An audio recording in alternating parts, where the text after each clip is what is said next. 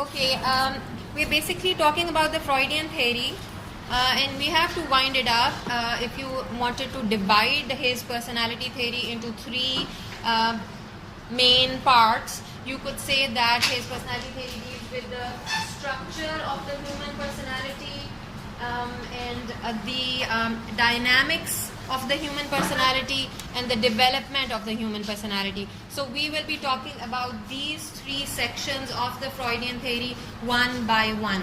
As far as the structure of the human personality is concerned, we have already discussed at length and in detail what id, ego and superego are. So I'm not going to go into further detail about them, but let me tell you that in addition to talking about the id, ego and the superego, Freud also talked about three other levels which exist in the human personality. Let's briefly look at them.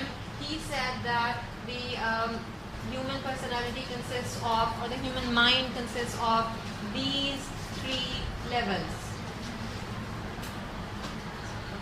So on the one hand we have the conscious mind, and the conscious mind consists of everything that we are aware of at the present moment, right now.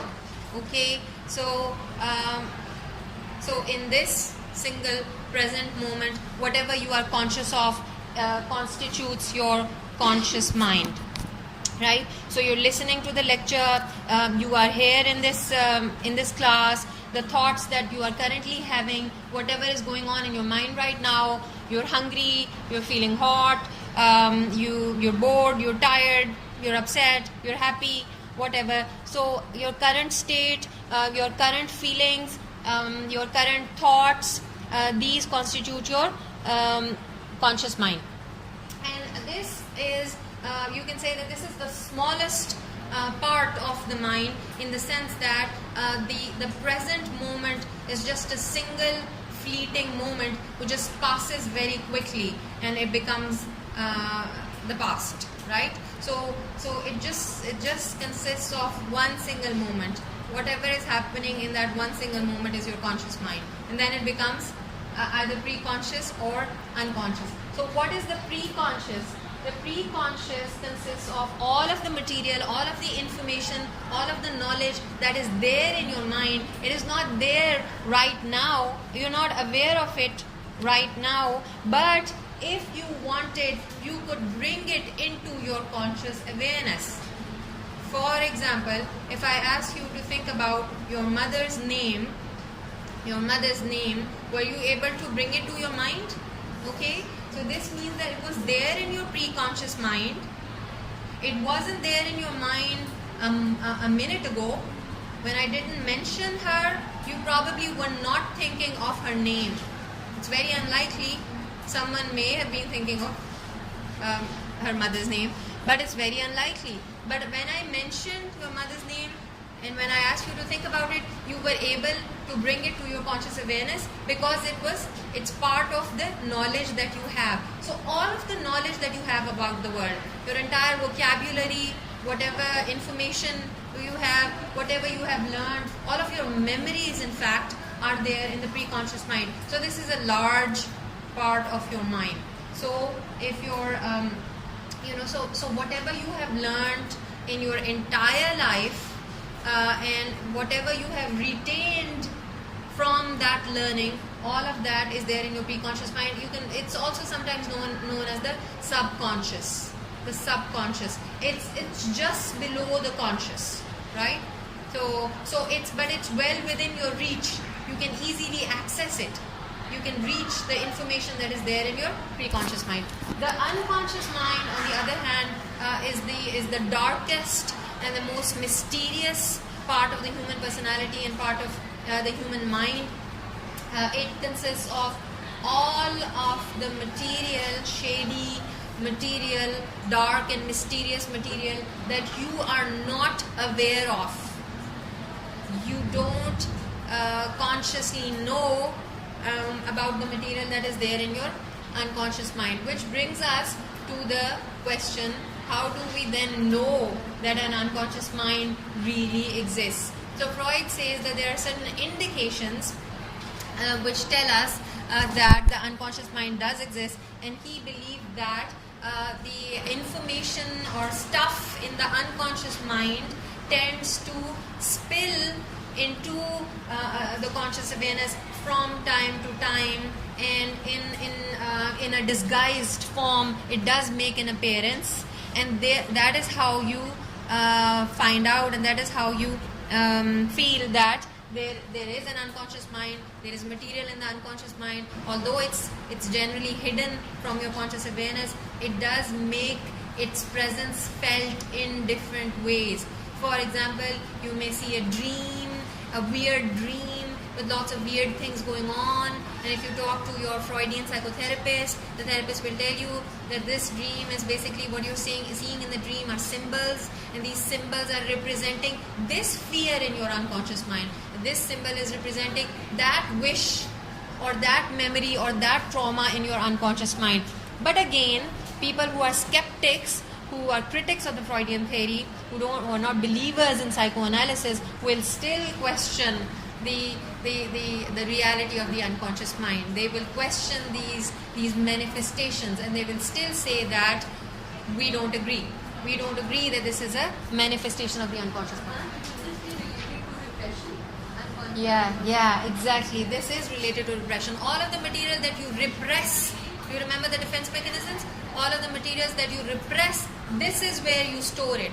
So this is a dark corner of your mind which you do not have easy access to. You can't get here. You are here and you can get here, but you can't get here unless you use some special techniques which were first introduced by Freud. According to psychoanalysts, if you use some special techniques, you can get to the unconscious mind.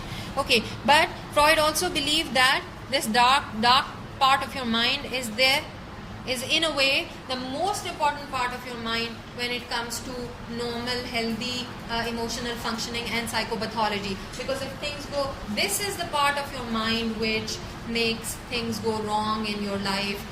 This is the part in your mind which causes neurosis and psychological disorders, etc. Because the material here starts to bother you in certain ways. And the solution, according to Freud, the main solution that he prescribed was coming to terms with whatever is there in your unconscious mind. So the solution he felt was, the key was to uncover the unconscious material. If it's buried, to unearth it. Why do they end up here, by the way? Because they're too painful for you to accept, and they're too shameful for you to accept. They're unacceptable to you in some way. You just can't confront them. You can't face them. You just can't.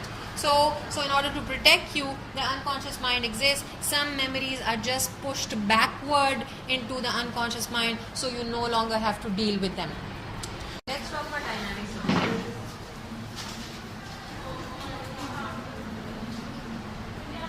This is the second main part of the Freudian theory. He talks about the dynamics of the human personality. By this he means the inner processes which take place. So they're like mental processes, emotions, and by this he also means the interaction that takes place between these levels, between the id ego and the superego. So when we just talk about the parts and the levels, that is structure, because we're just discussing them, right? And when we start to talk about how these parts and the levels interact with each other, and the inner processes which are going on, when we talk about the personality in motion, we're talking about the dynamics of the human personality. And the human personality is a dynamic thing. It's not static, and like we said, humans are not a machine. So there's a lots of things are going on within you. The personality is also dynamic in the sense that it changes, it evolves, it develops, it grows, it also shrinks. It undergoes all sorts of changes, and it undergoes all sorts of experiences. The human personality is really a fascinating thing. So when we talk about the dynamics of personality with reference to the Freudian theory, what is important? One important thing is the concept of anxiety here.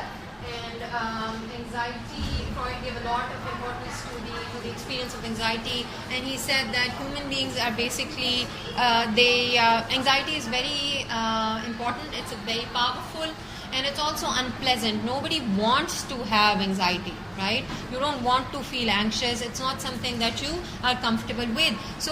But since it's so powerful and it makes you so uncomfortable that you want to avoid it at all costs. So one major human motivation is to try and avoid anxiety in any way that you can. You try to minimize anxiety in any way that you can. You use whatever resources you have available. The ego is performing this function. You use defense mechanisms. Why do you use defense mechanisms? In order to protect yourself from anxiety. And the last important concept in personality dynamics is the concept of the life instinct and the death instinct.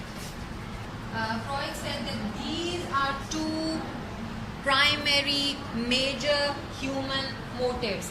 One is the life instinct. This is the need to preserve yourself, to save yourself. This is the instinct for survival, right? But it is more than that. These are life-oriented instincts. So basically, this is the creative tendency in you. This is the constructive potential that people have. So people want to preserve not only their own lives, they want to preserve lives of others as well, and they want to create things and construct things and to basically survive but also thrive. So surviving and thriving and creating and constructing, all of that exists in the human society because humans have this basic biological, it's rooted in biology, basic instinctive inborn biological need to preserve life and to survive and thrive, right? And he also believed that the life instinct is also, it includes seeking pleasure. So when you seek satisfaction, when you seek to meet your biological needs, that is also a manifestation of the life instinct. You feel hungry, you want to eat, you look for food, you ingest it, you eat it, that is a manifestation of the life instinct. Because food is giving you satisfaction, food is also giving you pleasure, but food is helping you maintain your existence. You are thirsty, you want to drink water, you have any need and you want to fulfill it, that is a manifestation of the life instinct. On the other hand, Freud gave this very controversial concept of the death instinct, which has been heavily criticized by people, and they say that no, it doesn't exist. They question its very existence. But Freud said that parallel to the life instinct, human beings also have a death instinct, which is the tendency to, which is basically the destructive potential, which is the tendency to want to destroy things, and which is the tendency to cause death and destruction even for one's own self. Freud believed that people are not only motivated to preserve themselves, that is to survive, but they're also somehow, they have this tendency in them. They have this urge in them or this inclination in them to destroy themselves. So it's also called a wish for death.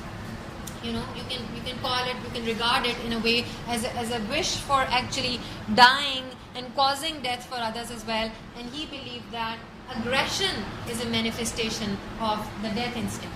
Since human beings are naturally aggressive, and since human beings have the death instinct, therefore they become violent, therefore they abuse others, therefore they engage in self-harm, therefore they bring about this destruction of property, for example, therefore they fight, therefore they have conflicts, therefore they become angry.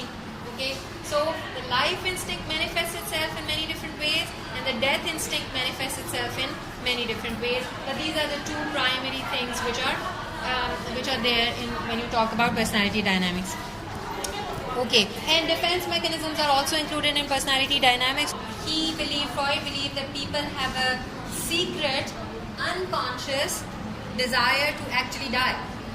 And this is hard to digest, because we know that nobody wants to die. Okay, except there are rare exceptions. And even if you talk about people who commit suicide, they are driven to that because of pain and suffering that is so excruciating that life itself becomes unbearable to them. Otherwise, they would not want to die. They wouldn't choose to die, right? So death itself is not attractive to them. Life has become so unbearable. Whatever, but he believed that each individual wants death for himself or herself also, but it's an unconscious wish.